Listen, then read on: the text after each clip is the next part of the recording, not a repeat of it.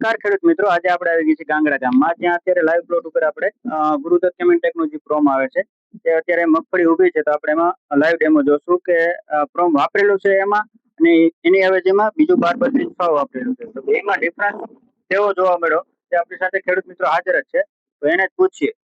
સૌપ્રથમ તો આપનું નામ? મારું નામ જસુભાઈ ઉપરભાઈ ગોહિલ, ઓકે, ગાંગડા.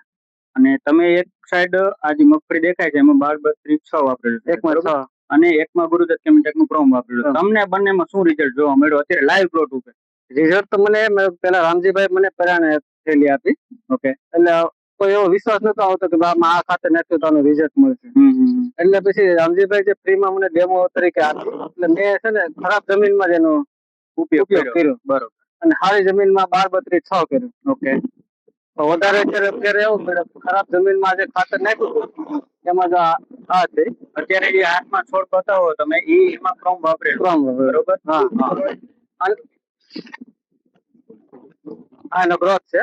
ઓકે, અને આ જે તમે 12-32-6 વાપરેલું છે એનો છોડ છે ને, બરોબર? હા, એનો છોડ. હા, એનો ડિફરન્સ તમને બંનેમાં શું ફરક જોવા મળ્યો? આ જો તમારી સામે છે ડિફરન્સ.